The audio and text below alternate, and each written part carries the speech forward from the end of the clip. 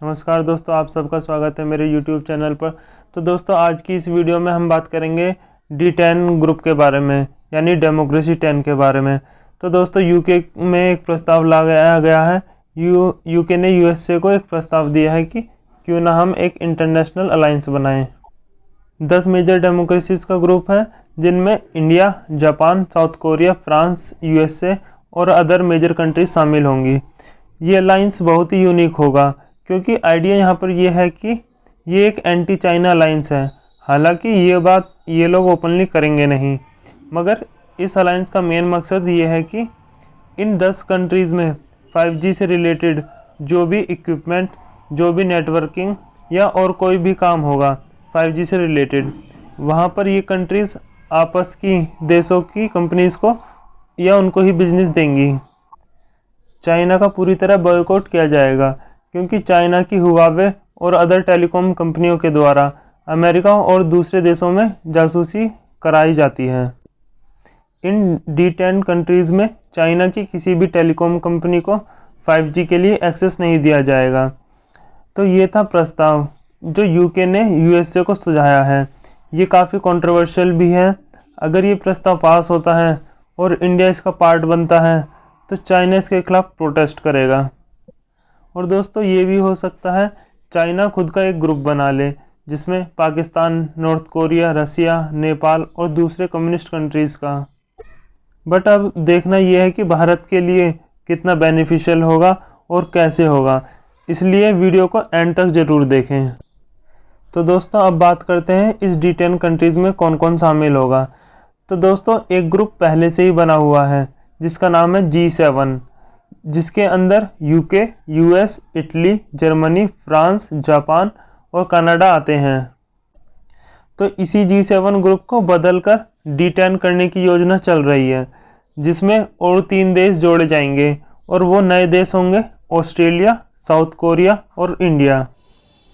फिर ये D10 group आपस में ज़्यादा ट्रेड बढ़ाएंगे रिगार्डिंग 5G टेक्नोलॉजी, और ये देश कोशिश करेंगे इनके देश में और इनके रीजन में चाइनीज़ कंपनी की डोमिनेंस ना हो रिगार्डिंग 5G टेक्नोलॉजी।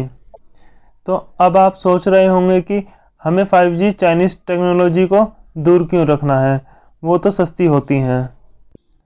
आपको समझना होगा 5G रिवॉल्यूशन एक बहुत बड़ा कदम होगा फॉर मैनकाइंड, क्योंकि जब एक बार 5G टेक्नोलॉजी फैल जाएगी, तब आपको सड़कों पर दिखेंगी ड्राइवरलेस कारें, यानी बिना ड्राइवर के कार चलेंगी।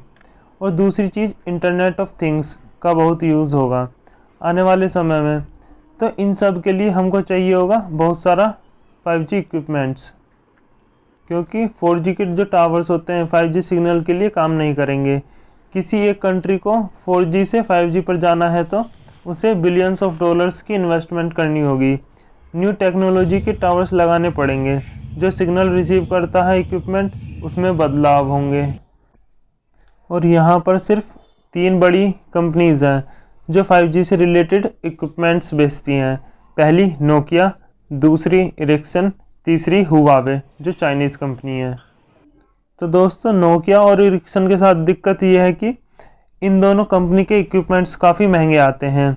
महंगे इसलिए होते हैं क्योंकि इन दोनों कंपनी के इक्विपमेंट्स यूरोपियन स्टैंडर्ड के हिसाब से बनते हैं, और ये ज़्यादातर यूरोपियन कंट्रीज़ में ही मैन्युफैक्चर होते हैं, और वहाँ पर लेबर कॉस्ट ज़्यादा होने की वजह से इक्विपमेंट्स और महंगे हो जाते हैं।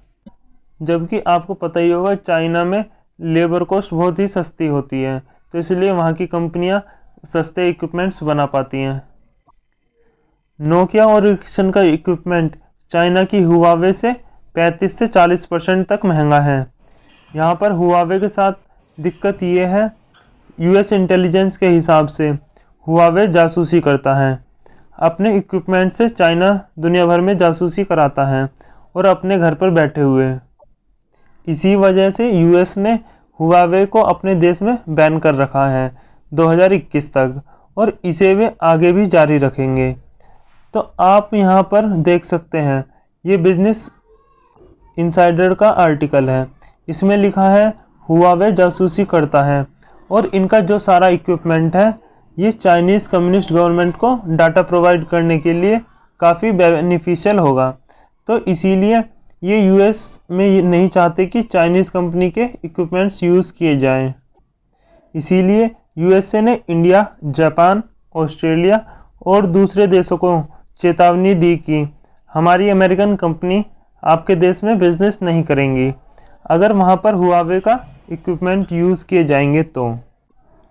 मगर इंडिया ने यूएसए के खिलाफ जाके 5G के जो ट्रायल्स थे वहाँ पर हुआवे को एंट्री दी, और फिर चाइना ने भारत की प्रशंसा की क्योंकि उन्हें तो इतना बड़ा मार्केट मिल रहा है पैसे छापने के लिए। अब बात आती है भारत ने ये निर्णय क्यों लिया। एक्चुअली पिछली सरकारों की टेलीकॉम नीतियाँ इतनी बेकार रहीं और ऊपर से भ्रष्टाचार, जैसे 2G स्कैम, 3G स्कैम और बहुत सारे घोटाले। तो टेलीकॉम कंपनियों को पैसे लोन के रूप में बांटे गए बिना किसी प्रोसीजर को फॉलो करे हुए, जिससे उन कंपनीज पर काफ़ी कर्जा हो गया। सरकार ने उन कंपनीज को और लोन देने से मना कर दिया है, जबकि कोर्ट ने पिछला कर्ज चुकाने के लिए बोला है उन कंपनीज को। तो ये इंडिया की टेलीकॉम कंपनीज के पास पैसे ही नहीं है नई टेक्नोलॉजी को नोकिया या एरिक्सन से खरीद सकें, इसीलिए हुआवे को एंट्री देनी पड़ रही है। और हो सकता है इंडिया में 5G काफ़ी लेट आएगा। इंडिया में 2020 के आसपास 5G आ जाना चाहिए था, बट अब ये 2021 के मिड में आएगा, यानी 2021 के मई या जून तक आ जाएगा। वोडाफोन, एयरटेल जैसी कंपनीज कह रही हैं 2020 में 5G का स्पेक्ट्रम की नीलामी में हम कंपनीज हिस्सा ही नहीं लेंगे क्योंकि हमारे पास पैसा ही नहीं है। इंडिया के लोग चाहते हैं कि हमारे देश 5G आए और टाइम से आए और हम हुआवे पर डिपेंडेंट ना हो। तो इन सब के लिए सबसे पहले हमारी सरकार को टेलीकॉम कंपनीज को रिलीफ प्रोवाइड करना होगा, या दूसरा काम हम जो कर सकते हैं, हम खुद 5G इक्विपमेंट मैन्युफैक्चर करें। दूसरे देशों के कोलैबोरेशन से ही हो पाएगा ये सब। मेरे हिसाब से तो इंडिया को D10 ग्रुप ज्वाइन कर लेना चाहिए और इस मुश्किल स्थिति का फ़ायदा उठा सकते हैं, क्योंकि मैन्युफैक्चर करके हम पूरे वर्ल्ड में एक्सपोर्ट करके बहुत कमाई कर सकते हैं।